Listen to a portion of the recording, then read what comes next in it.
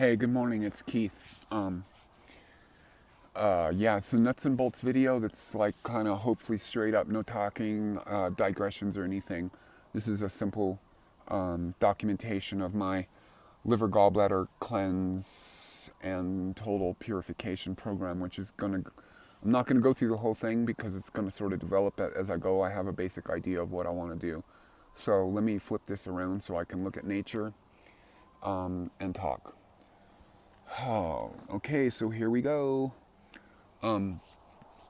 This is essentially, so on the new moon, we make the decision that we're going to do this. And this is a synchronization with the cycles, cosmic cycles, and of your own flow and stuff like that. So when you're good and ready, and I kind of like to do these in the fall time. Although I have been doing a lot of stuff since I got back from Thailand. So there's a digression and we'll stop right there. So the liver gallbladder cleanses, basically I followed the Dr. David Jubb program, and I have a bunch of tweaks on it that are my own to help with the liver, to help with cleaning up the blood and all that kind of stuff. So the essential program is basically that we are doing a blended fast, getting that pretty much initiated very quickly after the new moon. And then again, as I was saying in one of my previous videos, that there's a kind of a 3-day zone with the new moon that's kind of still the first day in a way, because the moon doesn't really start coming back until the 3rd day after the new moon. So you just sort of get your stuff together and decide what you're going to do and stuff like that. So blended fast, I have plenty of blended fast recipes, and as I do this, I'm going to continually do these very quick meals. They're awesome meals.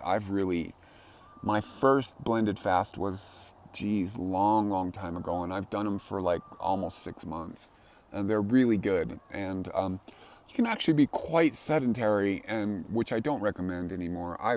This was in 2014 when I did the 6-month one. I wasn't totally sedentary, but yeah, you can get a lot of results with doing that for a long time. And so, and it's probably a place where you're going to discover your emotional addictions too, because a lot of people start, getting all wah pissy because they're eating blended food, and it's just like, oh, it's not enough food, right, whatever. The food is all more bioavailable and everything when you blend it down, and it's just the sort of chewing action, and I have a couple of cheats on that are not so bad that help out.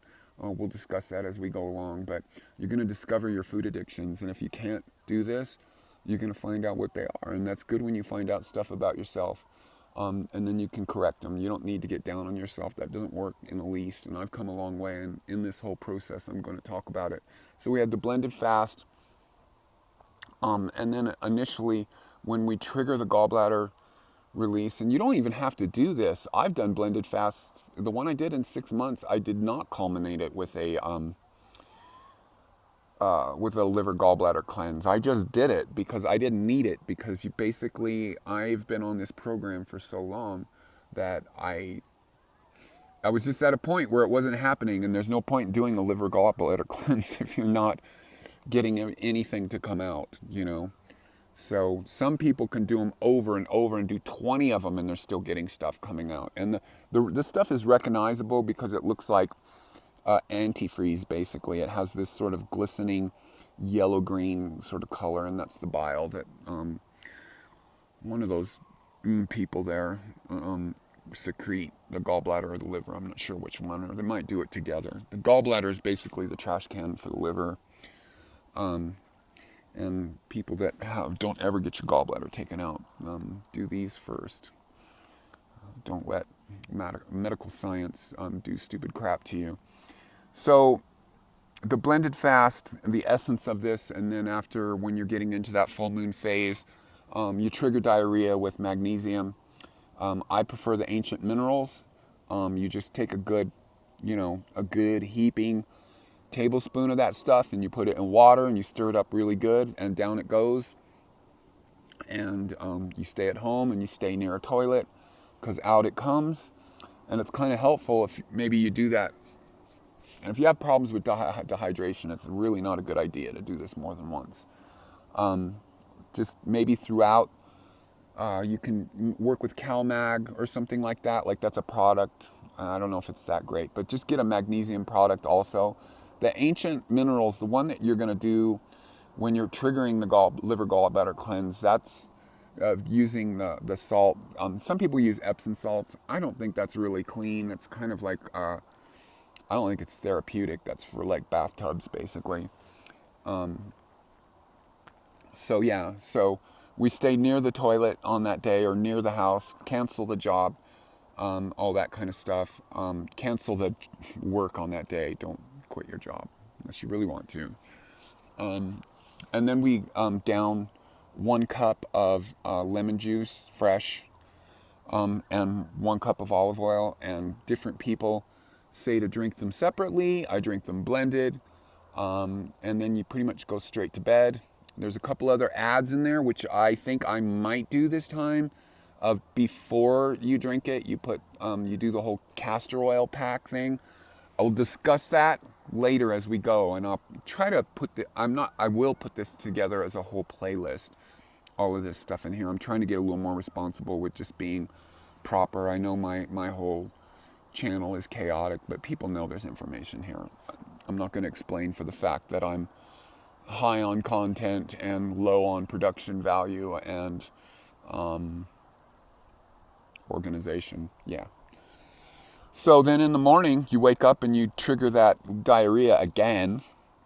And you're sort of drinking enough water in this whole period because diarrhea is dehydration if you're not pouring that stuff in there. But if it doesn't work, like, we're talking about a less than 24-hour period, basically. You trigger the diarrhea at 2 o'clock on the night of the trigger of the liver gallbladder cleanse. You drink the lemon olive oil, do your castor pack if you're doing that. That's definitely not necessary the first time. It's probably necessary for someone like me with a lot of experience with this. Sleep your night. You wake up in the morning again with nothing to do until 11 o'clock or something. And so that's why maybe it's better to do this on a Friday, Saturday, Sunday, something like that. 4 days ahead of the full moon so that you're not dealing with people, you're not dealing with your job and stuff like that with what's going on. And then when that actually kicks in, out comes that yellow-green stuff and there's your liver gallbladder cleanse, okay? So my whole program is going to be amended and not amended, that means slightly change. Added, I think amended? No, amended means change. Addendum. I don't know my words right now. I don't know. So in this, we're going to have periods where we're drinking activated charcoal to clean up the blood. We're going to be taking milk thistle, which is going to be, if you want to follow along with me, my favorite way to do milk thistle is to get an extract from jarrow, the milk thistle extract from jarrow.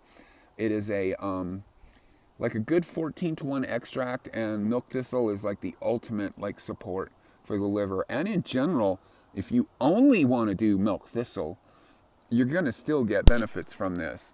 And so there's going to be a lot of fasting, and this whole program for me is going to run right into, this is a cleanup for the whole December 21, 2017, which is the whole dark period. And so this is the simple nuts and bolts of the nutritional part of it, or the physical, dealing with the organs and the cleanup of the tissue of the body.